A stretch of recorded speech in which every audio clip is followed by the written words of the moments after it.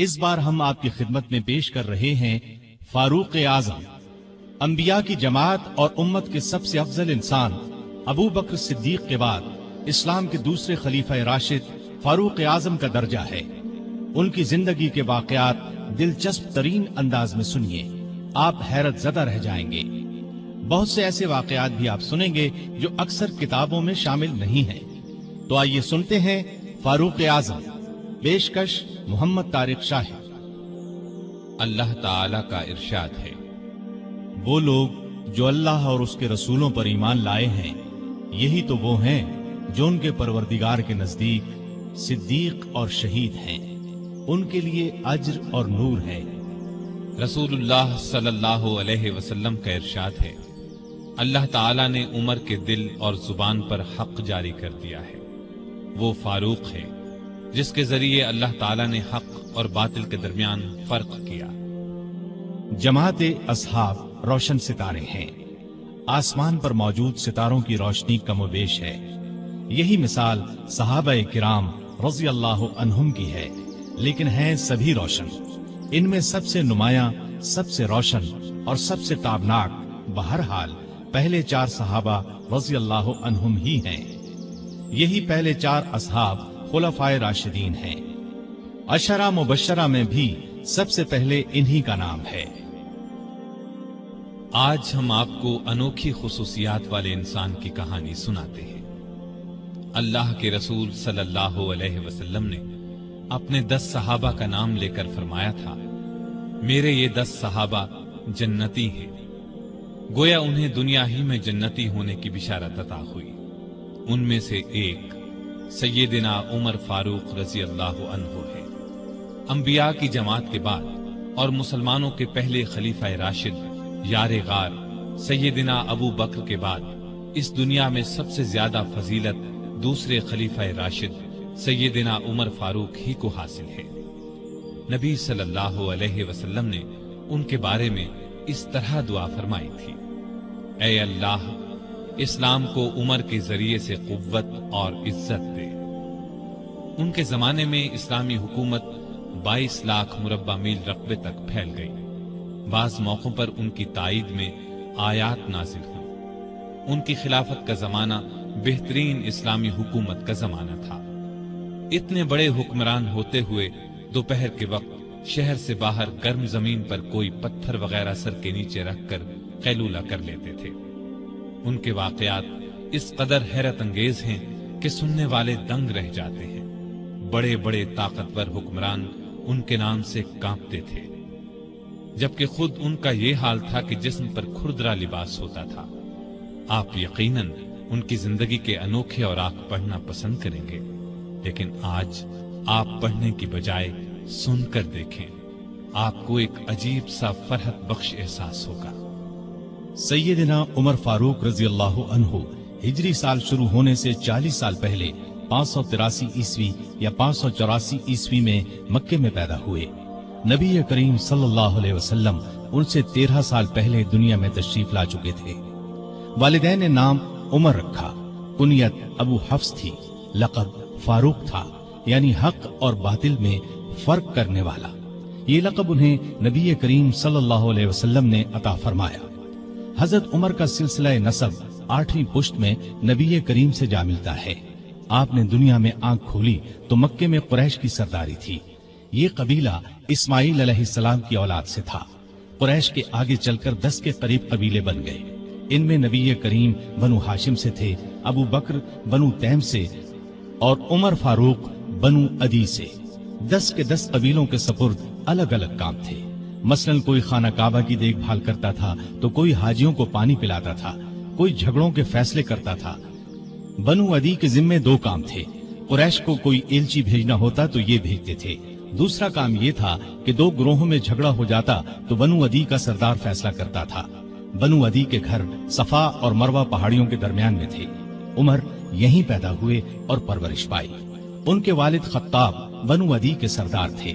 جس زمانے میں نبی کریم صلی اللہ علیہ وسلم نے نبوت کا اعلان کیا، خطاب فوت ہو چکے تھے۔ سیدنا عمر کے بچپن کے حالات کسی کتاب میں نہیں ملتے۔ اتنا ذکر ملتا ہے कि बड़े हुए तो बाप ने ऊंट चराने पर लगा दिया। ऊंट चराते हुए कभी थक कर बैठ जाते तो बाप मारा करता था। जवानी की उम्र को पहुंचने तक लिखना पढ़ना सीख लिया था। नबी करीम सल्लल्लाहु अलैहि वसल्लम ने जब ऐलान नबूवत किया तो कुरैश में कुल 17 आदमी लिखना पढ़ना जानते थे। इनमें उमर फारूक भी थे। इसके अलावा उन्होंने सिपाहगरी, तेगजनी और घुड़सवारी में कमाल हासिल किया। घुड़सवारी का हाल ये था कि उछलकर घोड़े पर बैठ जाते। कुश्ती का फन भी सीखा। ऊंचे कद के ताकतवर आदमी थे। चोटी के कई पहलवानों से मुकाबले जीते। शायर नहीं थे, अशार पसंद करते थे। तकरीर करने का ढंग भी आता था। मिजाज में गुस्सा और सख्ती थी। जवान होने पर तिजारत का पेशा इख्तियार किया। नबी करीम ने नबूवत का ऐलान किया तो उनकी उम्र 27 साल थी। उस वक्त कुरैश में बहुत ऊंची हैसियत के मालिक थे। मक्के के मुअज़्ज़ज़ लोगों में शुमार होता था। उनके भाई ज़ैद बिन खत्ताब, बहन फातिमा बिनते खत्ताब और बहनोई सईद बिन ज़ैद ने जल्द ही इस्लाम कबूल कर लिया। लेकिन उमर अपने बाप दादा के मजहब पर सख्ती से कायम रहे। डटकर इस्लाम की मुखालिफत की। मुसलमान हो जाने वालों को मारते पीटते थे। मारते पीटते 6 साल गुजर गए, लेकिन उमर किसी एक इंसान को भी इस्लाम से न फेर सके। इस दौरान में कुछ वाकयात ऐसे पेश आए जिनकी वजह से वो सख्त उलझन में पड़ गए। कभी इस्लाम की तरफ माइल होते, कभी मुसलमानों के खिलाफ नफरत महसूस करते। इसकी वजह ये थी कि रसूल करीम सल्लल्लाहु अलैहि वसल्लम के मुताल्लिक कुरैश के काफिरों ने मशहूर कर रखा था कि वो जादूगर है। उस जमाने में एक रोज उन्होंने रसूल पाक सल्लल्लाहु अलैहि वसल्लम को हरम शरीफ के अंदर नमाज पढ़ते देखा तो वो आपके पीछे खड़े हो गए। उस वक्त आप सल्लल्लाहु अलैहि वसल्लम कुरान पाक की सूरतुल हाका की बुलंद आवाज में तिलावत कर रहे थे। अल्लाह के कलाम ने उन पर बहुत असर किया। उन्हें यकीन हो गया कि आप न तो जादूगर हैं और न शायर हैं। दिल में इस्लाम के लिए नर्म गोशा पैदा हो गया, लेकिन बाप दादा का मजहब छोड़ने पर अब भी तैयार न हुए। कासिम बिन उस्मान की रिवायत में आया है कि एक दिन तबीयत ने जोश मारा। इरादा किया कि जिस हस्ती की वजह से वो उलझन में है, क्यों न उन्हें खत्म कर दे। चुनाचे नंगी तलवार हाथ में लेकर निकले। रास्ते में एक मुसलमान नुआइम बिन अब्दुल्लाह मिल गए। उन्होंने पूछा, खैर तो है, नंगी तलवार लिए कहां जा रहे हैं? बोले, मुहम्मद को कत्ल करने जा रहा हूं। नुआइम ने कहा कि पहले अपने घर की खबर तो लें। आपकी बहन और बहनोई मुसलमान हो चुके हैं। सैयदना उमर उल्टे पांव बहनोई के घर पहुंचे। उस वक्त उनके बहनोई सईद बिन ज़ैद और फातिमा बिनते खत्ताब के घर में रसूलुल्लाह सल्लल्लाहु अलैहि वसल्लम के एक सहाबी खब्बाब बिन अरत भी मौजूद थे। खब्बाब बिन अरत उन्हें कुरान सिखा रहे थे। उमर ने दरवाजे पर दस्तक दी तो खब्बाब घर के एक हिस्से में छुप गए। फातिमा ने कुरान के औराक छुपा दिए, लेकिन उमर तिलावत की आवाज सुन चुके थे। अंदर पहुंचकर पूछा, क्या पढ़ रहे थे? मुझे मालूम हुआ है कि तुम मुसलमान हो चुके हो, अपने बाप दादा के मजहब से फिर गए हो। ये कहकर उन्होंने दोनों को मारना पीटना शुरू कर दिया। बहन के सर पर एक लकड़ी मारी, उनके सर से खून बह निकला। उस वक्त दोनों मियां बीवी के मुंह से निकला, हाँ ए उमर, हम मुसलमान हो चुके हैं, अल्लाह के रसूल पर ईमान ले आए हैं। तुमसे जो हो सके कर लो, इस्लाम तो अब हमारे दिलों से नहीं निकल सकता। उमर ने बहन का खून देखा और ये अल्फाज सुने तो गुस्सा ठंडा हो गया। बोले, अच्छा, जो तुम पढ़ रहे थे मुझे दिखाओ। बहन ने औराक उन्हें दे दिए। उन पर सूरह तौहा लिखी थी। उन्होंने उसको पढ़ा तो बेइख्तियार पुकार उठे, वाह, कितना उम्दा और आला दर्जे का कलाम है। ये सुनकर खब्बाब बिन अरत भी बाहर निकल आए और बोले, ए उमर, मुझे उम्मीद है अल्लाह ताला ने अपने नबी की दुआ को पूरी करने के लिए आपको चुन लिया है। मैंने कल ही नबी सल्लल्लाहु अलैहि वसल्लम को ये दुआ करते सुना है, इलाही, अबू जहल या उमर बिन खत्ताब के जरिए से इस्लाम को कुव्वत अता कर। बस ए उमर, अल्लाह की तरफ आओ, अल्लाह की तरफ आओ। ये सुनकर सैयदना उमर फारूक ने कहा, मुझे मुहम्मद के पास ले चलो। नबी सल्लल्लाहु अलैहि वसल्लम उस वक्त दारे अरकम में थे। उमर रजी अल्लाह अन्हो खब्बाब बिन अरत के साथ कमर से तलवार लटकाए वहां पहुंचे। दरवाजे पर दस्तक दी। ایک صحابی نے اندر سے ایک جھری میں سے جھانک کر آپ صلی اللہ علیہ وسلم کو بتایا، باہر عمر تلوار کمر سے لٹکائے کھڑے ہیں، نہ جانے کس ارادے سے آئے ہیں۔ آپ کے چچا سیدنا حمزہ رضی اللہ عنہ بھی اس وقت وہاں موجود تھے۔ یہ بہت بہادر تھے، فوراً بولے، انہیں اندر آنے دو، نیک ارادے سے آئے تو ٹھیک، ورنہ انہی کی تلوار سے ان کا سر اڑا دوں گا۔ رسول اللہ صلی اللہ علیہ وسلم نے بھی فرمایا، انہیں آنے دو۔ چنانچہ دروازہ کھول دیا گیا، عمر اندر داخل ہوئے۔ آپ صلی اللہ علیہ وسلم اٹھ کر ان کی طرف بڑھے، ان کی چادر کو مٹھی میں دبا کر زور سے کھینچتے ہوئے فرمایا، خطاب کے بیٹے، تم کس ارادے سے آئے ہو؟ سیدنا عمر رضی اللہ عنہ نے عرض کیا، اے اللہ کے رسول، میں اللہ اور اس کے رسول پر ایمان لانے کے لیے حاضر ہوا ہوں۔ اس پر آپ صلی اللہ علیہ وسلم نے زور سے اللہ اکبر فرمایا۔ باقی مسلمانوں نے بھی اللہ اکبر کا نعرہ لگایا۔ اب عمر رضی اللہ عنہ نے کلمہ پڑھا، پھر بولے، اے اللہ کے رسول، کیا ہم حق پر نہیں ہیں؟ آپ نے فرمایا، اس ذات کی قسم جس کے قبضے میں میری جان ہے، تم لوگ حق پر ہو۔ یہ سن کر سیدنا عمر فاروق نے عرض کیا، جب ہم حق پر ہیں اور کافر غلط راستے پر، تو پھر اپنا دین کیوں چھپائیں؟ آپ نے فرمایا، اے عمر، ابھی ہماری تعداد تھوڑی ہے اور تم دیکھ رہے ہو کہ ہم کن حالات سے گزر رہے ہیں۔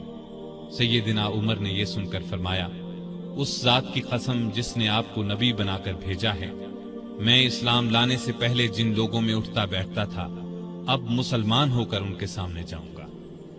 اس پر تمام مسلمان دار ارقم سے 2 صفیں بنا کر نکلے اور کعبے کی طرف روانہ ہوئے۔ ایک صف میں عمر تھے، دوسری میں حمزہ۔ سب نے مسجد حرام میں نماز ادا کی۔ قریش نے یہ دیکھا تو طیش میں آ گئے۔ اس وقت تو کچھ نہ کہا، جب عمر تنہا نظر آئے تو ان پر حملہ کر دیا۔ انہوں نے بھی ڈٹ کر مقابلہ کیا۔ آخر کافر انہیں چھوڑ کر چلے گئے۔ یہ واقعہ نبوت کے 6 سال پیش آیا۔ ایمان لانے کے بعد 6 سال تک مکے میں رہے، پھر دوسرے مسلمانوں کے ساتھ مدینہ کی طرف ہجرت کی۔ ایسے میں کفار کو مخاطب ہو کر فرمایا، میں آج مکے سے جا رہا ہوں، کسی میں ہمت ہے تو مجھے روک کر دکھائے۔ کوئی آگے نہ آیا۔ اس طرح آپ قباء پہنچے۔ پھر نبی کریم صلی اللہ علیہ وسلم اور ابو بکر ہجرت کر کے وہاں تشریف لائے۔ مسجد قباء کی تعمیر کے بعد سب نے مدینے کا رخ کیا۔ ہجرت کے وقت سیدنا عمر فاروق کی عمر 40 سال کے قریب تھی۔ اس کے بعد وہ 23 برس اس دنیا میں رہے۔ یہ سارا زمانہ مدینے میں گزارا، مسجد نبوی کی تعمیر میں حصہ لیا۔ آپ صلی اللہ علیہ وسلم نے مہاجرین اور انصار میں بھائی چارہ کرایا تو اتبان بن مالک کو ان کا بھائی بنایا۔ انہوں نے اپنا نصف مکان انہیں دے دیا۔ عبداللہ بن زید نے خواب میں اذان کے الفاظ سنے۔ انہوں نے یہ الفاظ نبی کریم صلی اللہ علیہ وسلم کو سنائے تو آپ صلی اللہ علیہ وسلم نے سیدنا بلال کو حکم دیا، اذان کہیں۔ جو ہی انہوں نے اذان شروع کی، سیدنا عمر فاروق اپنی چادر گھسیٹتے ہوئے آئے اور بولے، اے اللہ کے رسول صلی اللہ علیہ وسلم، اس ذات کی قسم جس نے آپ کو نبی بنا کر بھیجا ہے، میں نے بھی بالکل یہی الفاظ خواب میں سنے ہیں۔ یہ سن کر آپ بہت خوش ہوئے۔ آج تک اذان انہی الفاظ میں دی جا رہی ہے اور قیامت تک دی جاتی رہے گی۔ ہجرت کے دوسرے سال بدر کی لڑائی پیش آئی۔ سیدنا عمر فاروق بھی اس غزوے میں شریک ہوئے۔ اس غزوے میں انہوں نے ایک نامی بہادر عاص بن ہشام کو قتل کیا۔ یہ رشتے میں ان کا ماموں تھا۔ اگلے سال احد کی لڑائی ہوئی۔ سیدنا عمر اس لڑائی میں بھی شریک ہوئے۔ بدر کی لڑائی میں عمر فاروق کی بیٹی سیدہ حفصہ بیوہ ہو گئی تھی۔ نبی کریم صلی اللہ علیہ وسلم کی خواہش پر سیدنا عمر نے ان کا نکاح آپ سے کر دیا۔ اس طرح وہ رسول کریم صلی اللہ علیہ وسلم کے سسر بنے۔ ان کی بیٹی کو مومنوں کی ماں کا درجہ حاصل ہوا۔ ہجرت کے 5ویں سال شوال میں خندق کی لڑائی پیش آئی۔ سیدنا عمر نے بھی خندق کھودی۔ خندق کے ایک حصے کی حفاظت سیدنا عمر کے سپرد کی گئی۔ بعد میں اس جگہ ان کے نام سے مسجد تعمیر کی گئی جو آج بھی موجود ہے۔ ہجرت کے 6 سال نبی کریم صلی اللہ علیہ وسلم نے کعبے کی زیارت کا ارادہ فرمایا۔ آپ 1400 صحابہ کے ساتھ روانہ ہوئے، ان میں سیدنا عمر بھی تھے۔ हुदैबिया के मकाम पर काफिरों से जो मुआहदा हुआ तो कुछ दूसरे सहाबा के साथ वो सैयदना उमर पर भी गिरां गुजरा। वो रसूलुल्लाह सल्लल्लाहु अलैहि वसल्लम की खिदमत में हाजिर हुए और अर्ज की, क्या आप अल्लाह के सच्चे नबी नहीं हैं? आपने फरमाया, यकीनन मैं अल्लाह का सच्चा नबी हूँ। कहा, क्या हम हक पर और हमारा दुश्मन बातिल पर नहीं है? आपने फरमाया, हम हक पर और हमारा दुश्मन बातिल पर है। कहा, ए अल्लाह के रसूल, जब हम हक पर और हमारा दुश्मन बातिल पर है तो फिर दबकर क्यों सुलह करें? आपने फरमाया, मैं अल्लाह का रसूल हूँ, अल्लाह के हुक्म के खिलाफ नहीं करता, वही मेरा मददगार है। सैयदना उमर फिर अबू बकर सिद्दीक के पास गए और उनसे भी यही कहा तो उन्होंने फरमाया, ए जवान, बिला शुबा नबी करीम सल्लल्लाहु अलैहि वसल्लम अल्लाह के रसूल हैं। वो अपने रब की नाफरमानी नहीं कर सकते और वही उनका नासिर व मददगार है। बस उनकी रिकाब को थामे रहो, यानी हर मामले में उनकी फरमाबरदारी करो। नबी करीम सल्लल्लाहु अलैहि वसल्लम ने फरमाया, मैं अल्लाह का रसूल हूँ, अल्लाह के हुक्म के खिलाफ नहीं करता, वही मेरा मददगार है।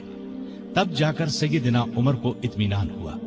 नबी करीम सल्लल्लाहु अलैहि वसल्लम वापस रवाना हुए तो सूरा फतह नासिल हुई।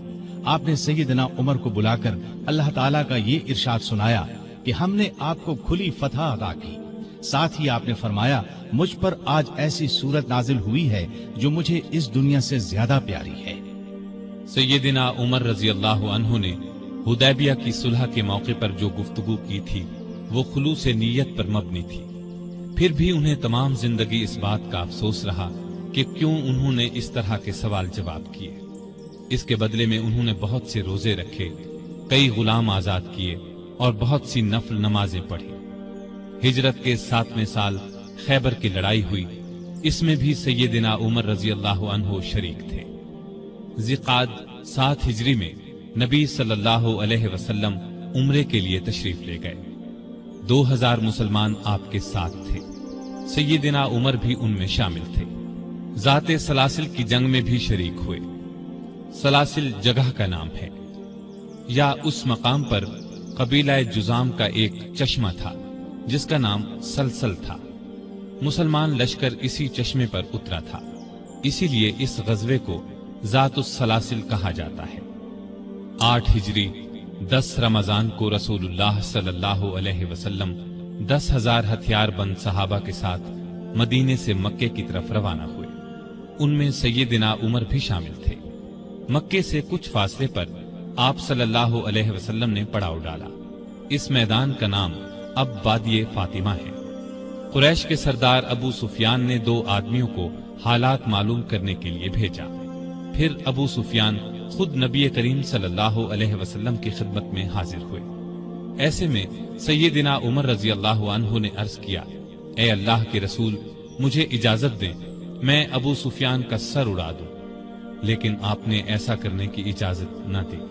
उस मौके पर अबू सुफियान ने इस्लाम कबूल किया। उनके बाद मक्के के बाकी मांदा लोग भी मुसलमान हो गए। फतह मक्का के बाद गज़वा हुनैन पेश आया। इस गज़वे की इब्तिदा में मुसलमानों के पांव उखड़ गए। सिर्फ रसूलुल्लाह सल्लल्लाहु अलैहि वसल्लम चंद सहाबा के साथ मैदान में खड़े रहे। इनमें सैयदना उमर भी थे। फिर सैयदना अब्बास रजी अल्लाह अन्हु की आवाज पर मुसलमान पलटे और कुफ्फार को शिकस्त दी। तबूक की लड़ाई के लिए सैयदना उमर ने अपने माल का निस्फ हिस्सा नबी सल्लल्लाहु अलैहि वसल्लम की खिदमत में पेश किया। हज्जतुल वदा के मौके पर भी सैयदना उमर साथ थे। इस हज के बाद ही आप सल्लल्लाहु अलैहि वसल्लम इस दुनिया से रुखसत हुए। सफर 11 हिजरी में आप सल्लल्लाहु अलैहि वसल्लम ने उसामा बिन जैद को इस्लामी लश्कर का सिपाह सालार मुकर्रर किया और हुक्म दिया कि जाकर रूमियों से मूता की लड़ाई का बदला ले। मूता की लड़ाई हिजरत के 8वें साल में हुई थी। इसमें उसामा के वालिद जैद और बहुत से सहाबा रजी अल्लाह अन्हुम शहीद हो गए थे। चुनाचे आपने ये लश्कर रवाना फरमाया। इसमें बड़े बड़े सहाबा के साथ सैयदना उमर भी शरीक थे। आप सल्लल्लाहु अलैहि वसल्लम ने रहलत फरमाई तो सैयदना उमर रजी अल्लाह अन्हु को आपकी वफात का यकीन ही नहीं आता था। वो ये ऐलान कर रहे थे, जो शख्स ये कहेगा कि रसूलुल्लाह सल्लल्लाहु अलैहि वसल्लम ने वफात पाई है میں اس کی گردن اڑا دوں گا۔ پھر ابو بکر رضی اللہ عنہ کے سمجھانے پر یقین آیا کہ نبی صلی اللہ علیہ وسلم رحلت فرما چکے ہیں۔ آپ صلی اللہ علیہ وسلم کی وفات کے بعد خلافت کے مسئلے پر مسلمانوں میں اختلاف پیدا ہوا تو اس موقع پر سیدنا عمر نے ابو بکر رضی اللہ عنہ کا نام خلافت کے لیے سب کے سامنے رکھا۔ سبھی نے اس سے اتفاق کیا۔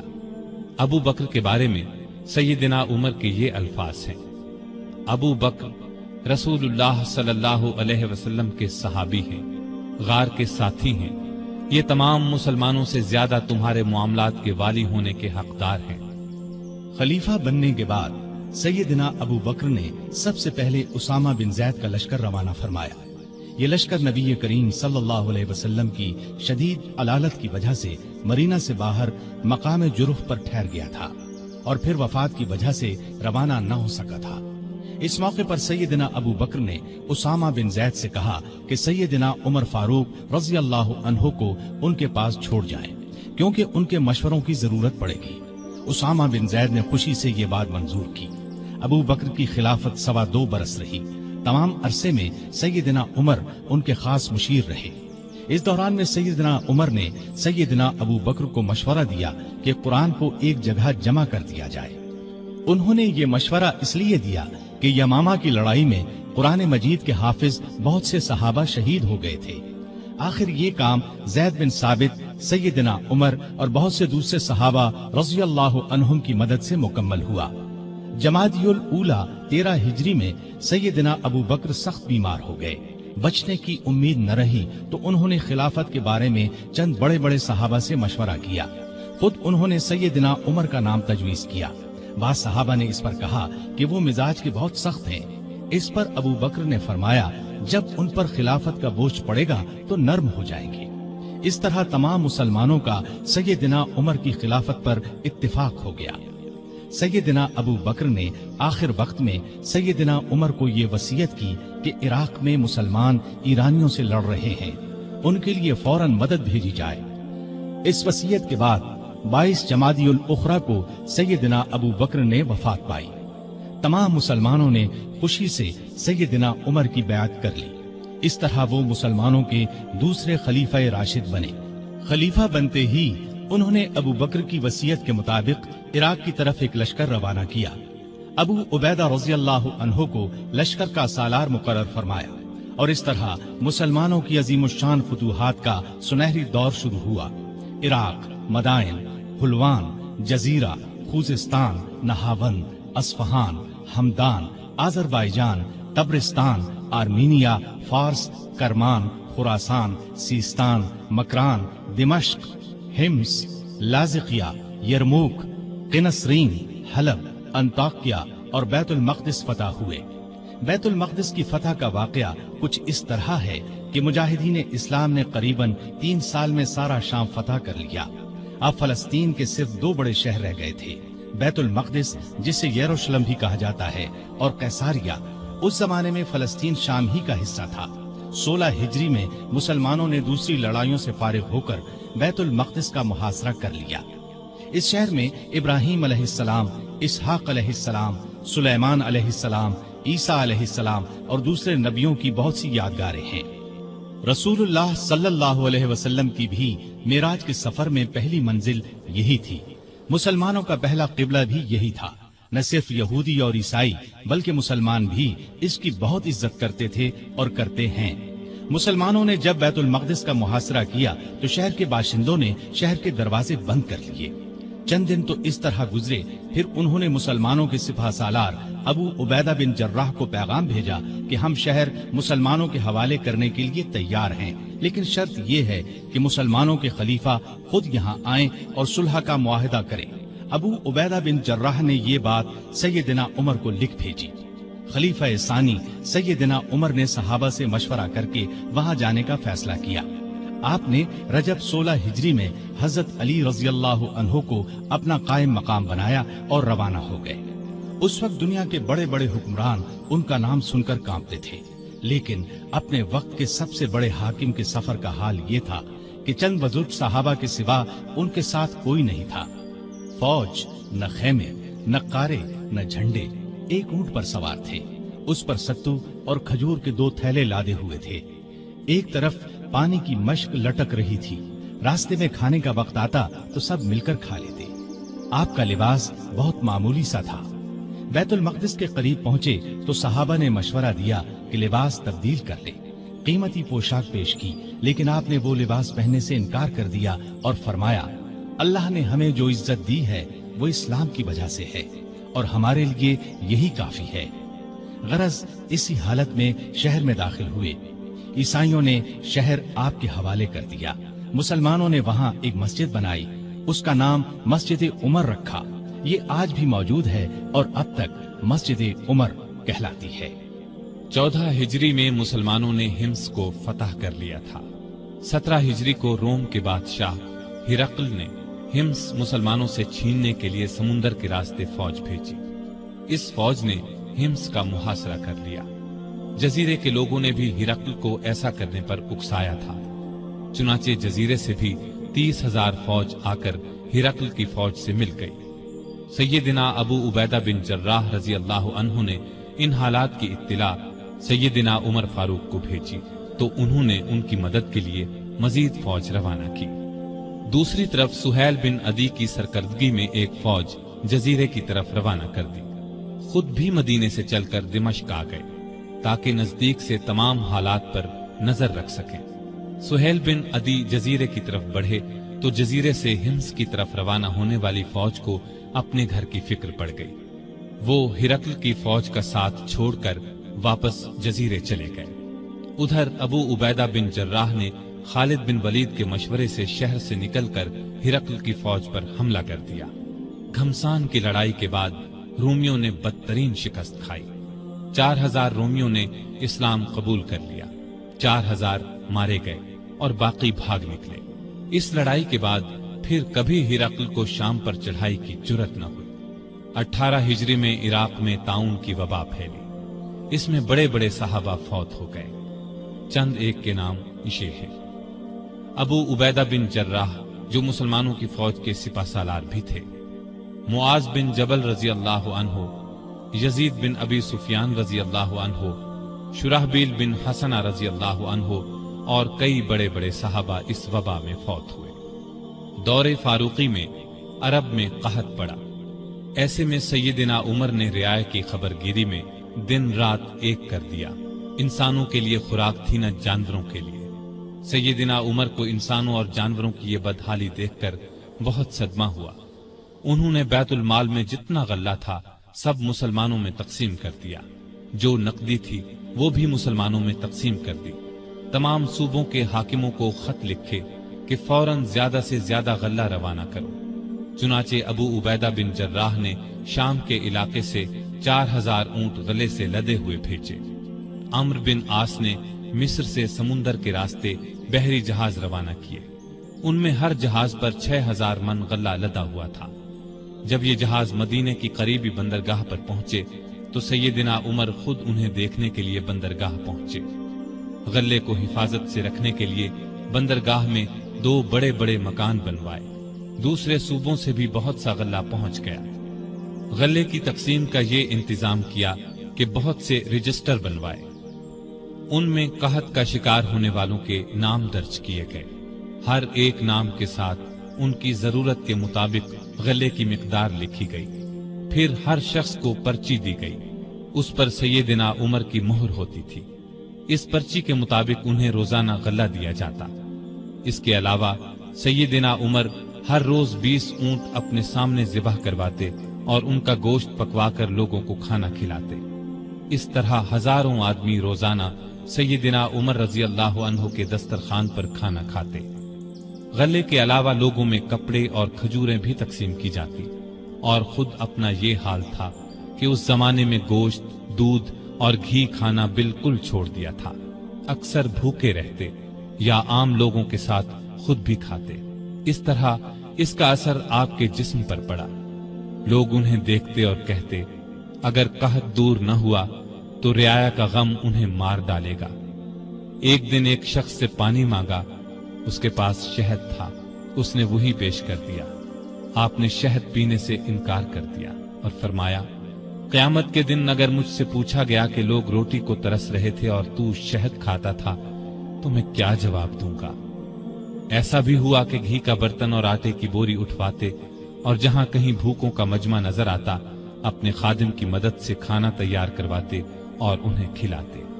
دیہاتوں میں جاتے، وہاں اونٹ ذبح کرتے، گوشت، آٹا اور کپڑے لوگوں میں تقسیم کرتے، قحط کے دنوں میں سخت بے چین رہتے اور دعا کرتے تھے، اے اللہ میرے عملوں کی وجہ سے محمد صلی اللہ علیہ وسلم کی امت کو تباہ نہ کر۔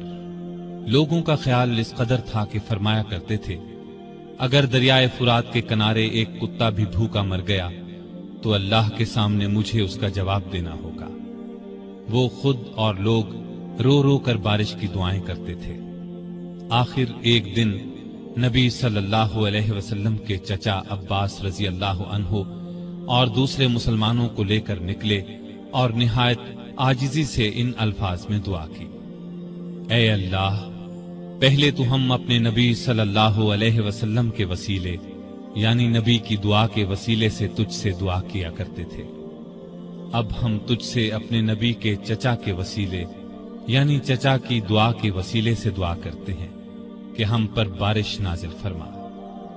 ابھی یہ دعا ہو رہی تھی کہ آسمان پر بادل چھا گئے اور ایسی موسلا دھار بارش ہوئی کہ ہر طرف پانی ہی پانی نظر آنے لگا۔ اس بارش نے خشک کھیتوں میں جان ڈال دی اور قحط دور ہو گیا۔ بیت المقدس کی فتح کے بعد شام میں قیصاریہ کا شہر باقی رہ گیا تھا، اس پر ابھی تک رومیوں کا قبضہ تھا۔ بحیرہ روم کے ساحل پر ایک بہت بڑا شہر تھا۔ یہ مہم امیر معاویہ کے سپرد کی گئی، انہوں نے شہر کو فتح کیا۔ 80,000 رومیوں میں سے بہت کم زندہ بچے۔ اب پورے شام پر اسلام کا جھنڈا لہرانے لگا۔ اس زمانے میں مصر کا ملک بھی رومی حکومت کے ماتحت تھا۔ 18 ہجری میں حضرت عمر نے حضرت عمرو بن عاص رضی اللہ عنہ کو 4000 کا لشکر دے کر مصر روانہ کیا۔ مصر کا حاکم مقوقس تھا، اس نے بے تحاشا فوج جمع کر لی، قلعہ بھی حد درجے محفوظ تھا۔ ان حالات کی خبر عمرو بن عاص نے سیدنا عمر کو دی تو انہوں نے 10,000 فوج اور بھیجی اور ان کے ساتھ بزرگ صحابی زبیر بن عوام کو سالار مقرر کیا۔ ان کے ہاتھ پر قلعہ فتح ہوا۔ اس کے بعد اسکندریہ کی باری آئی۔ اسکندریہ کی فتح کے بعد سیدنا عمر نے عمرو بن عاص کو مصر کا گورنر مقرر کیا۔ دریائے نیل مصر کا ایک بہت بڑا دریا تھا۔ تاریخ میں ہے کہ ایک دن بہت سے مصری عمرو بن عاص کے پاس آئے اور کہا، اس سال دریائے نیل میں پانی بہت کم رہ گیا ہے، ہماری فصلیں برباد ہو رہی ہیں۔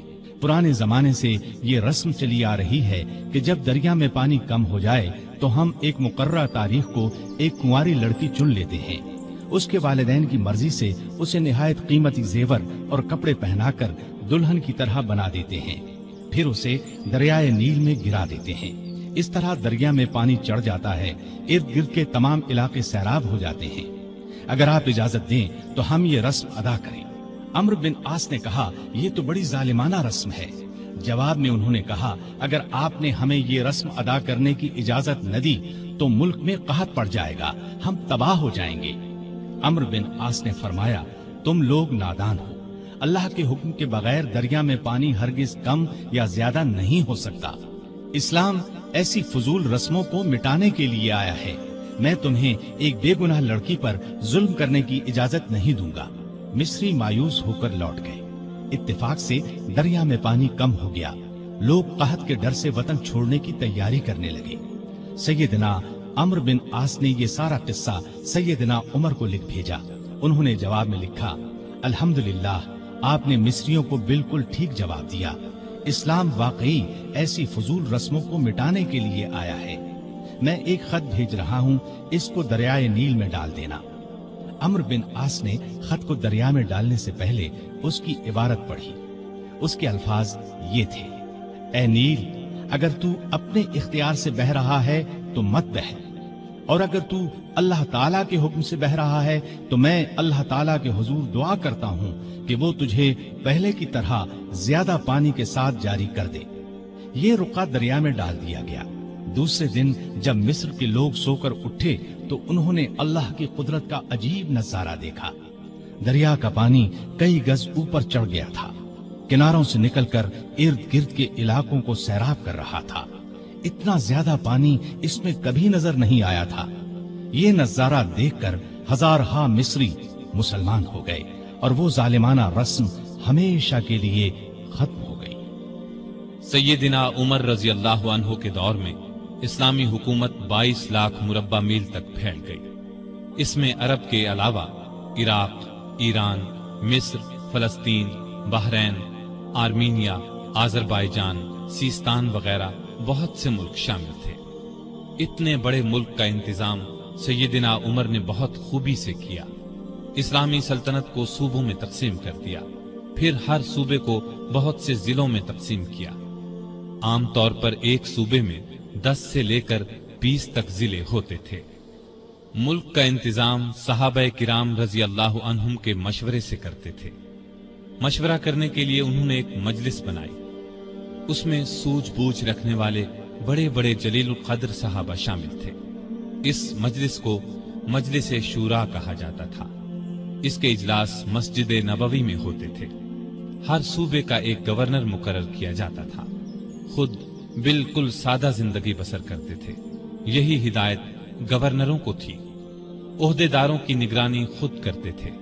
حج کے زمانے میں چاروں طرف سے آئے ہوئے لوگوں سے ان کے گورنروں کے حالات پوچھتے، لوگ بے دھڑک شکایت کرتے، لوگوں کے سامنے اس قسم کا خطبہ دیتے: لوگو، تم پر جو لوگ حاکم مقرر کیے گئے ہیں وہ اس لیے نہیں بھیجے گئے کہ تمہیں ماریں پیٹیں اور تمہارا مال چھین لیں، بلکہ انہیں میں اس لیے بھیجتا ہوں کہ وہ تمہیں رسول اللہ صلی اللہ علیہ وسلم کے طریقے سکھائیں۔ اگر کسی نے اس کے خلاف کیا ہے تو مجھ سے بیان کرو تاکہ میں اس کا بدلہ لوں۔ لوگوں کو عام اجازت تھی کہ وہ کسی وقت بھی اپنی شکایت پیش کر سکتے تھے۔ ایک مرتبہ مصر کے ایک غریب شخص نے شکایت کی کہ گورنر کے بیٹے نے بلا وجہ اسے پیٹا ہے۔ آپ نے باپ بیٹے کو بلوا لیا۔ جب دونوں آ گئے تو سیدنا عمر نے اس غریب کو کوڑا دے کر فرمایا: جتنے کوڑے اس نے تمہیں مارے تھے اتنے ہی تم اسے مارو۔ اس غریب نے کوڑے مارنے شروع کیے۔ جب تعداد پوری ہو گئی تو عمر نے فرمایا: اب 2-4 کوڑے گورنر کو بھی مارو، لیکن اس غریب نے ایسا کرنا پسند نہ کیا۔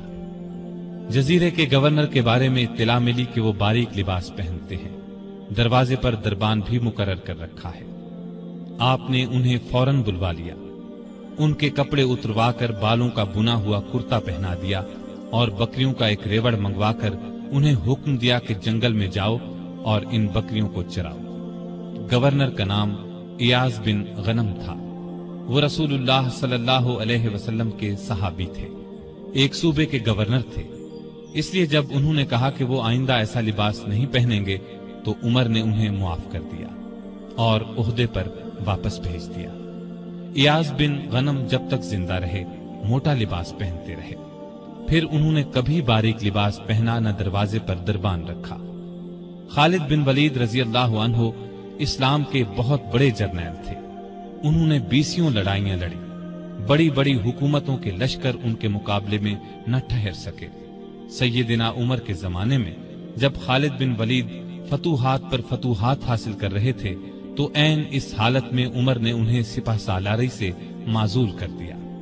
جب لوگوں نے وجہ پوچھی تو انہوں نے فرمایا: مسلمان یہ خیال کرنے لگے تھے کہ یہ فتوحات خالد بن ولید کی وجہ سے ہو رہی ہیں، جبکہ فتوحات ہمیں اللہ تعالی کی مہربانی سے ہو رہی ہیں۔ آپ کے زمانے میں چونکہ اسلامی حکومت بہت پھیل گئی تھی، لگاتار فتوحات کی وجہ سے مال غنیمت بھی بہت زیادہ آنے لگا تھا، اس لیے آپ نے 15 ہجری میں بیت المال قائم کر دیا۔ اس میں زکوٰۃ، خراج، جزیہ، مال غنیمت وغیرہ جمع ہوتا تھا اور مسلمانوں میں تقسیم کیا جاتا تھا۔ یتیموں، غریبوں اور بیواؤں کو اس میں سے وظیفے دیے جاتے تھے۔ ضرورت مندوں کو قرض بھی دیا جاتا تھا۔ جنگی ضروریات پر بھی خرچ کیا جاتا تھا۔ آمدنی اور خرچ کے معاملے میں حد درجہ احتیاط کرتے تھے۔ سیدنا عثمان نے ایک دن انہیں چلچلاتی دھوپ میں بھاگتے دیکھا۔ پوچھنے پر انہوں نے بتایا کہ بیت المال کا ایک اونٹ گم ہو گیا ہے، اس کو تلاش کر رہا ہوں۔ بحرین سے ایک مرتبہ مشک آیا، یہ انتہائی قیمتی خوشبو تھی۔ اس کو مسلمانوں میں تقسیم کرنے کے لیے آدمی کی تلاش ہوئی جو یہ کام اچھی طرح کر سکے۔ سیدنا عمر کی زوجہ محترمہ عاتکہ نے کہا کہ یہ کام میں کر سکتی ہوں۔ سیدنا عمر نے فرمایا، نہیں، میں تمہیں اس کی اجازت نہیں دے سکتا، اس لیے کہ تمہاری انگلیوں پر جو مشک لگ جائے گا وہ تم اپنے کپڑوں پر لگا لو گی، اس طرح عام مسلمانوں سے زیادہ تمہارے حصے میں آئے گا۔ ایک مرتبہ بیمار ہو گئے، لوگوں نے علاج کے طور پر شہد تجویز کیا۔ بیت المال میں شہد موجود تھا، لیکن آپ نے لینا گوارا نہ کیا۔ آخر لوگوں کو جمع کیا گیا، جب سب نے اجازت دے دی تب شہد لیا۔ آپ نے عدل و انصاف کا بہترین نمونہ دنیا کو دکھایا۔ اللہ سے ڈرنے والے قاضی مقرر کیے، ان کی تنخواہیں مقرر کی، انہیں حکم دیا کہ تمام فیصلے قرآن اور حدیث کے مطابق کیے جائیں۔ قرآن اور حدیث میں حکم نہ ملے تو جس رائے پر عالموں کا اتفاق ہو اس کے مطابق فیصلہ دیا جائے۔ انہوں نے کوفہ میں شریح کو قاضی مقرر کیا، ان کے فیصلے بہت مشہور ہوئے۔ امیر المومنین کے خلاف بھی فیصلے دے دیتے تھے۔ سیدنا علی نے بھی انہیں اپنے دور میں قاضی کے عہدے پر قائم رکھا۔ قبیلہ غسان کے بادشاہ جبلہ نے اسلام قبول کر لیا۔ وہ حج کرنے کے لیے آیا، اس کی چادر پر ایک غریب بدو کا پاؤں آ گیا۔ اس نے بدو کو زور سے تھپڑ دے مارا، بدو کی ناک کی ہڈی ٹوٹ گئی۔ وہ سیدنا عمر کی خدمت میں حاضر ہو گیا، انصاف کا طلبگار ہوا۔ سیدنا عمر نے جبلہ کو بلا بھیجا، وہ حاضر ہوا تو آپ نے اسے کہا، تم نے اس غریب مسلمان سے زیادتی کی ہے، لہذا بدلہ دو۔ یہ غریب تمہیں اس جگہ تھپڑ مارے گا جس جگہ اس کے منہ پر تھپڑ لگا ہے۔ ہاں، اگر تم اس سے معافی مانگ لو اور یہ معاف کر دے تو اور بات ہے۔ جبلہ نے کہا، مجھے 1 دن کی مہلت دی جائے تاکہ میں غور کر سکوں۔ جبلہ کو 1 دن کی مہلت مل گئی۔ وہ وہاں سے فرار ہو کر شام چلا گیا اور دوبارہ عیسائی مذہب اختیار کر لیا۔ ایک مرتبہ حج کے موقع پر ایک شخص نے گورنر کی شکایت کی کہ اس نے مجھے بے قصور 100 کوڑے مارے ہیں۔ سیدنا عمر رضی اللہ عنہ نے شکایت درست پائی تو حکم دیا، تم بھی اسے 100 کوڑے مارو۔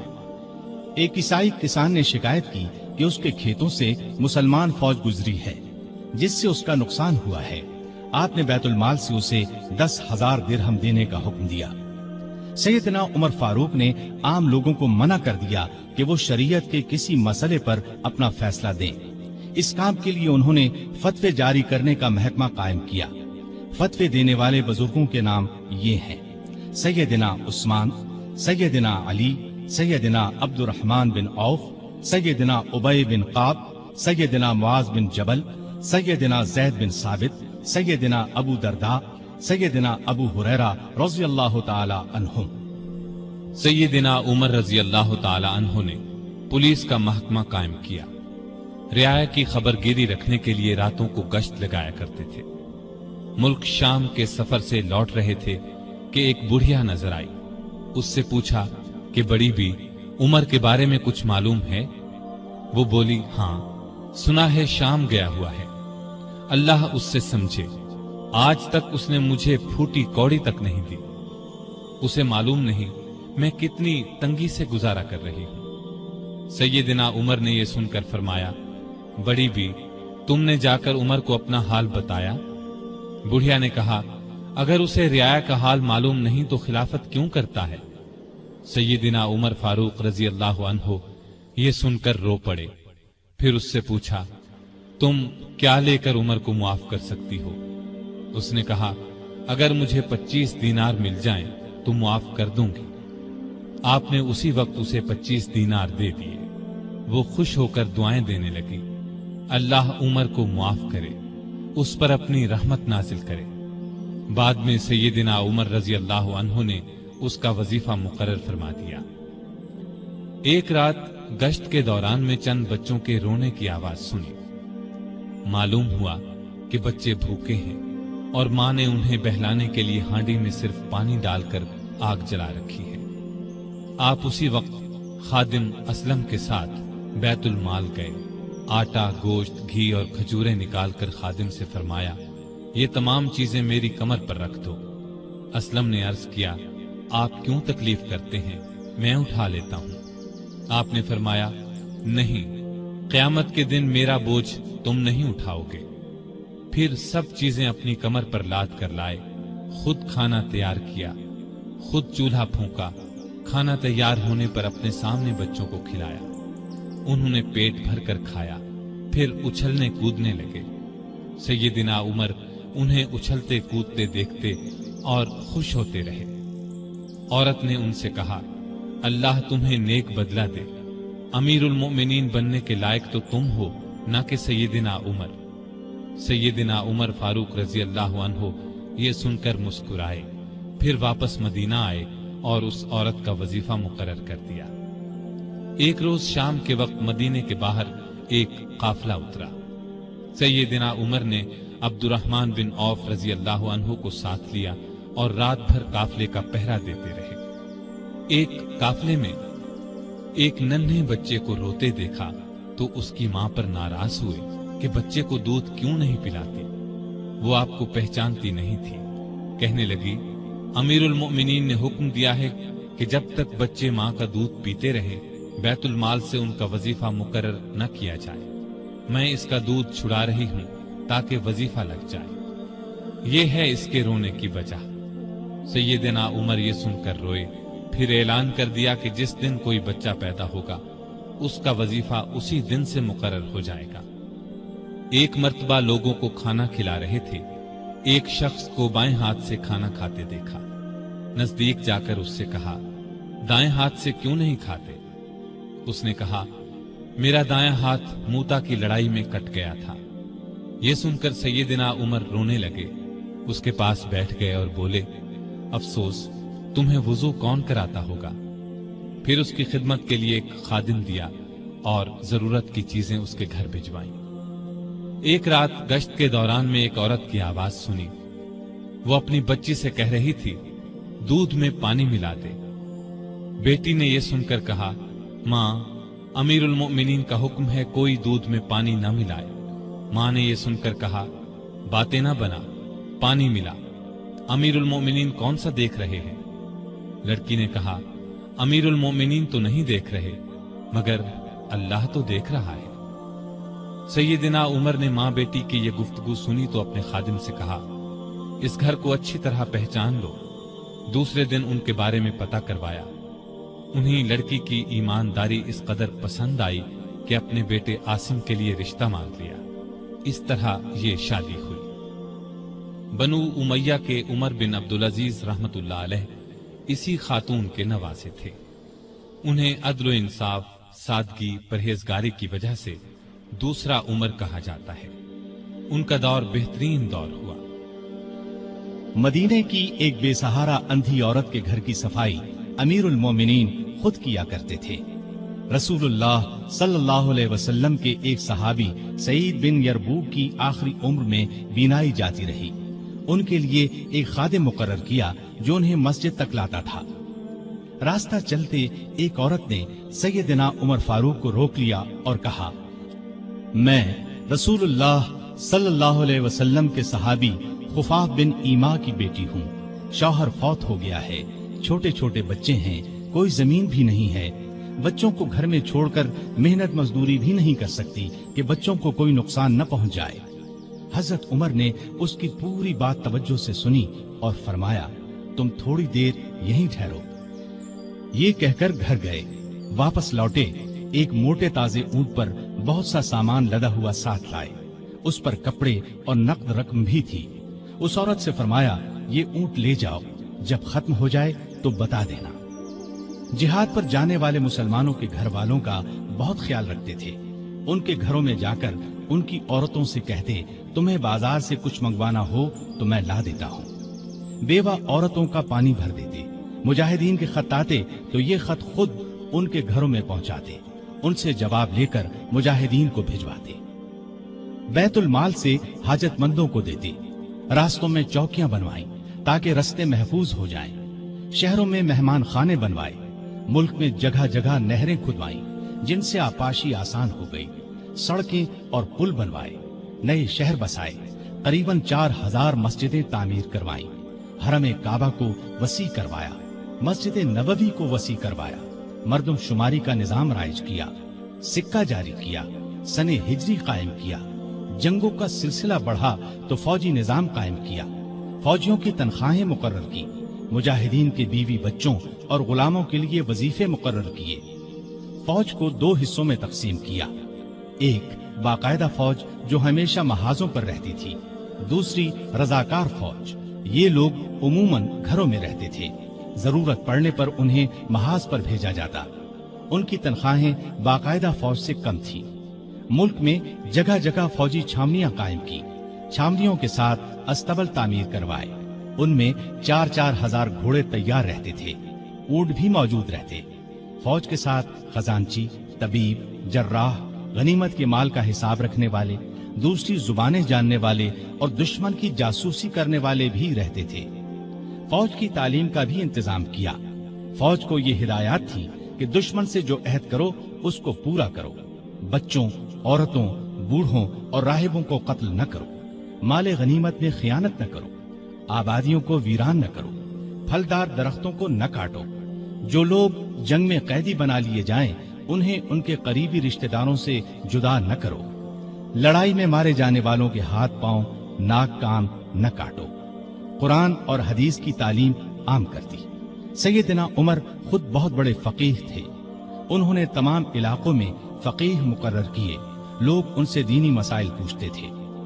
उनके जमाने में इस्लाम की बहुत इशाअत हुई।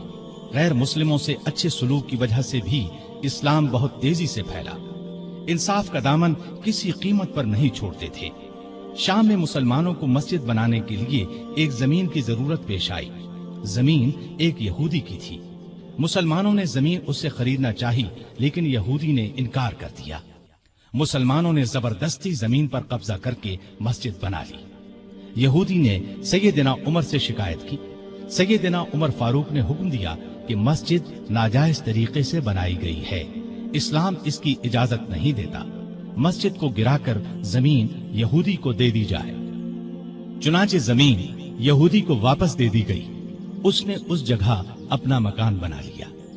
सैयदना उमर फारूक रज़ियल्लाहु अन्हु दुआ किया करते थे कि ए अल्लाह, मुझे अपनी राह में शहादत नसीब फरमा, मुझे अपने रसूल के शहर में मौत दे। खिलाफत के 11वें साल अल्लाह ताला ने उनकी ये दोनों दुआएं पूरी कर दी।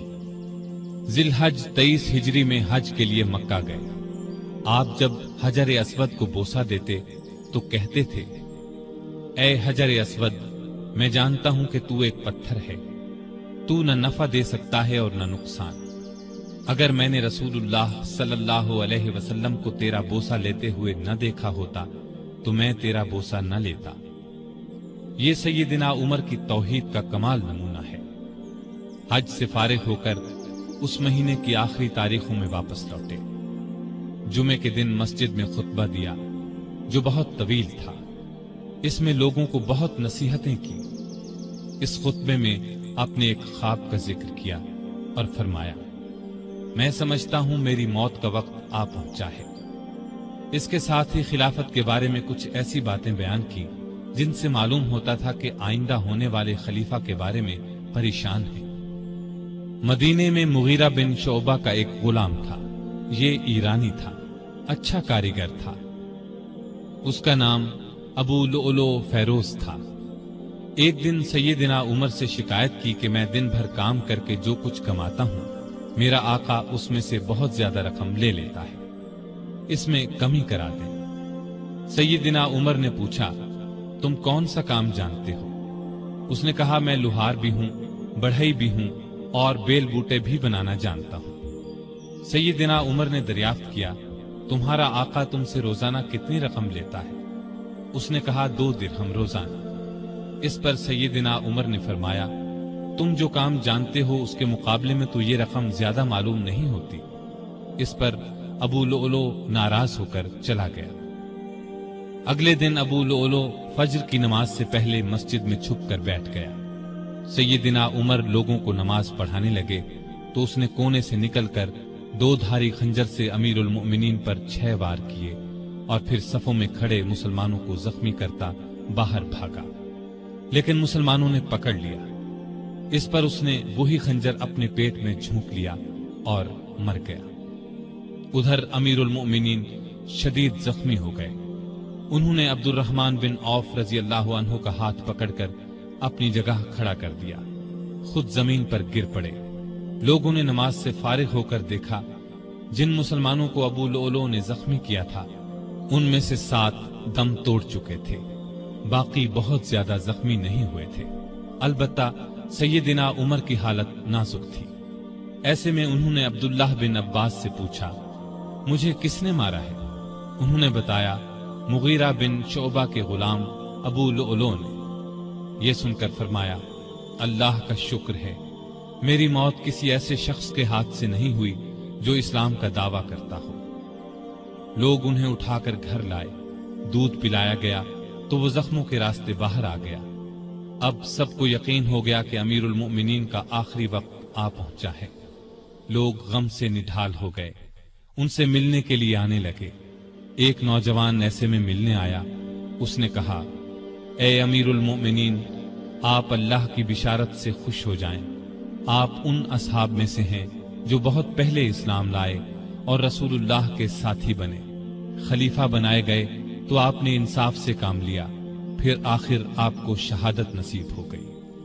یہ سن کر سیدنا عمر نے فرمایا، اے بھتیجے، اللہ کرے یہ چیزیں میرے گناہوں کے برابر برابر ہی ہو جائیں، مجھے کوئی عذاب ہو نہ ثواب۔ مطلب ان کے کہنے کا یہ تھا کہ بس عذاب سے بچ جاؤں۔ وہ نوجوان واپس جانے لگا تو سیدنا عمر فاروق رضی اللہ عنہ کی نظر اس کی چادر پر پڑی جو زمین کو چھو رہی تھی۔ اس نازک حالت میں بھی انہیں شریعت کا اس قدر پاس تھا کہ فرمایا، اس نوجوان کو واپس بلاؤ۔ اسے واپس ان کے سامنے لایا گیا تو فرمایا، اے بھتیجے، اپنا تہبند اونچا باندھو، اس سے کپڑا بھی صاف رہے گا اور تمہارے رب کے نزدیک یہ پرہیزگاری کی بات بھی ہے۔ سیدنا ابن عباس رضی اللہ عنہ نے ان کا مرتبہ اور نیکیاں بیان کی تو فرمایا، اللہ کی قسم، اگر میرے پاس دنیا بھر کا سونا ہوتا تو اس سے پہلے کہ میں اللہ کے عذاب کو دیکھوں میں اسے اللہ کی راہ میں دے دیتا، یعنی عذاب کے خوف سے سارا سونا خیرات کر دیتا۔ اس کے بعد اپنے بیٹے عبداللہ کو بلایا، ان سے پوچھا کہ مجھ پر کتنا قرض ہے۔ انہوں نے حساب لگا کر بتایا، 86,000 درہم۔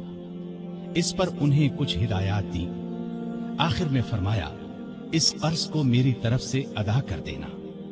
اس کے بعد فرمایا، ام المومنین عائشہ صدیقہ رضی اللہ تعالی عنہا کے پاس جاؤ اور کہو، عمر بن خطاب آپ کو سلام کہتا ہے اور اپنے 2 ساتھیوں یعنی نبی کریم صلی اللہ علیہ وسلم اور ابو بکر کے ساتھ دفن ہونے کی اجازت چاہتا ہے۔ عبداللہ بن عمر عائشہ صدیقہ کی خدمت میں حاضر ہوئے۔ وہ اس وقت سیدنا عمر کے صدمے میں رو رہی تھی۔ ان کا پیغام سن کر فرمایا، یہ جگہ میں نے اپنی قبر کے لیے رکھی تھی، لیکن اپنے آپ پر عمر کو ترجیح دیتی ہوں۔ سیدنا عبداللہ یہ جواب سن کر واپس آئے اور سیدنا عمر کو ان کا جواب بتایا۔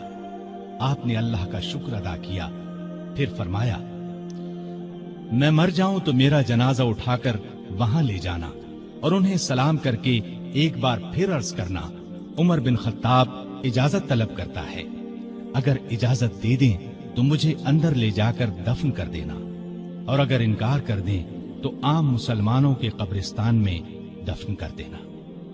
حالت جب زیادہ نازک ہو گئی تو فرمایا، خلافت کا حقدار عثمان، علی، زبیر، عبد الرحمن بن عوف اور سعد بن ابی وقاص رضی اللہ عنہم سے زیادہ کسی کو نہیں سمجھتا۔ رسول اللہ صلی اللہ علیہ وسلم بھی وفات تک ان سے خوش تھے۔ ان میں سے جسے خلیفہ چن لیا جائے اس کی اطاعت کرنا۔ پھر اپنے بعد ہونے والے خلیفہ کو وصیت کی کہ مہاجرین اور انصار سے اچھا سلوک کرنا، جو لوگ ہماری پناہ میں آ گئے ان کی جانوں اور مالوں کی حفاظت کرنا، ان سے کیے ہوئے ہر عہد کو پورا کرنا۔ آپ 27 ذی الحج 23 ہجری کو زخمی ہوئے۔ 3 دن بعد 1 محرم 24 ہجری کو وفات پائی اور شہادت کے درجے پر فائز ہوئے۔ اس وقت عمر 63 سال تھی۔ جنازہ چارپائی پر رکھا گیا تو چاروں طرف لوگ جمع ہو گئے۔ سیدنا علی رضی اللہ عنہ آئے تو فرمایا اللہ آپ پر رحم فرمائے، آپ نے کوئی ایسا شخص نہیں چھوڑا کہ اللہ کے سامنے جانے کے لیے مجھے اس کے عمل آپ کے عمل سے زیادہ پسند ہو۔ اللہ کی قسم مجھے امید تھی کہ اللہ آپ کو آپ کے دونوں ساتھیوں کے ساتھ رکھے گا، اس لیے کہ میں اکثر رسول اللہ صلی اللہ علیہ وسلم کو اس طرح فرماتے ہوئے سنا کرتا تھا، میں گیا اور ابو بکر و عمر گئے، میں داخل ہوا اور ابو بکر و عمر داخل ہوئے، میں نکلا اور ابو بکر و عمر نکلے۔ جنازہ حضرت صہیب رضی اللہ عنہ نے پڑھایا، حضرت علی، عثمان، سعد بن ابی وقاص اور عبد الرحمن بن عوف رضی اللہ عنہم نے قبر میں میت کو اتارا اور اسلام کے اس بہت بڑے فرزند کو ہمیشہ کے لیے رسول اللہ صلی اللہ علیہ وسلم اور سیدنا ابو بکر رضی اللہ عنہ کا ساتھ نصیب ہو گیا ہے۔ سیدنا عمر رضی اللہ عنہ نے کئی شادیاں کی، ان سے 8 یا 9 لڑکے، 4 یا 5 لڑکیاں ہوئیں۔ مشہور بیویوں کے نام یہ ہیں: زینب بنت مزعون رضی اللہ عنہا، عاتقہ بنت زید رضی اللہ عنہا، ام حکیم بنت حارث رضی اللہ عنہا، ام کلثوم بنت علی رضی اللہ عنہا۔ اولاد میں سے حفصہ، عبداللہ، عبید اللہ اور عاصم رضی اللہ عنہم بہت مشہور ہیں۔ حفصہ رضی اللہ عنہا کو رسول اللہ صلی اللہ علیہ وسلم کی پاک بیویوں میں شامل ہونے کا شرف حاصل ہے، وہ ام المومنین کہلائی۔ آپ میں اللہ کا خوف انتہا کو پہنچا ہوا تھا، عبادت کا شوق بھی بے حد تھا، راتوں کو جاگ کر نفل پڑھا کرتے تھے۔ قرآن کریم کی جن آیات میں قیامت کا ذکر ہے ان کو پڑھتے وقت بہت روتے۔ تراویح کی نماز کو انہوں نے باجماعت کرایا، ان کے دور سے آج تک تراویح باجماعت ادا کی جاتی ہے۔ آپ میں بردباری حد درجے کی تھی، دوسروں کی نکتہ چینی کو صبر اور حوصلے سے برداشت کرتے تھے۔ آپ نے ایک وقت میں کبھی دسترخوان پر 2 سالن جمع نہ کیے۔ رسول اللہ صلی اللہ علیہ وسلم اور ابو بکر رضی اللہ عنہ کا بھی یہی معمول تھا۔ نبی کریم صلی اللہ علیہ وسلم سے آپ کو انتہا درجے کی محبت تھی۔ آپ صلی اللہ علیہ وسلم پر اپنی جان قربان کرنے کے لیے ہر دم تیار رہتے تھے۔ کوئی رسول اللہ صلی اللہ علیہ وسلم کی شان میں ذرا سی گستاخی کرتا تو اس کی گردن اڑانے پر تیار ہو جاتے۔ ایک بار سیدنا عمر فاروق رضی اللہ عنہ نے فرمایا، اے اللہ کے رسول، مجھے آپ سے اپنی جان سے بھی زیادہ محبت ہے۔ نبی کریم صلی اللہ علیہ وسلم نے سیدنا عمر فاروق رضی اللہ عنہ کو دنیا ہی میں جنتی ہونے کی بشارت دی۔ سیدنا عمر فاروق رضی اللہ عنہ کے چند اقوال یہ ہیں: بزرگ بننے کے لیے علم حاصل کرو۔ جو آدمی خود کو عالم کہے وہ جاہل ہے، جو خود کو جنتی کہے وہ جہنمی ہے۔ جس سے تمہیں نفرت ہے اس سے ڈرتے رہو۔ بڑھاپے سے پہلے جوانی اور موت سے پہلے بڑھاپے کو غنیمت جانو۔ سب سے بری آوازیں 2 ہیں، نوحہ اور راگ یعنی گانا۔ کم بولنا دانائی، کم کھانا صحت، کم سونا عبادت اور عام لوگوں سے کم ملنا عافیت ہے۔ توبہ کی تکلیف سے گناہ کا چھوڑنا آسان ہے۔ برا چاہنے والوں کی دوستی سے پرہیز کرنا ضروری ہے۔ جو عیب سے واقف کرے وہ دوست ہے، اور جو اس پر تعریف کرے وہ ایسا ہے جیسے دوسرے کو ذبح کر دیا جائے۔ سلامتی گمنامی میں ہے۔ اللہ تعالی سیدنا عمر فاروق رضی اللہ عنہ پر رحمت فرمائے، آمین۔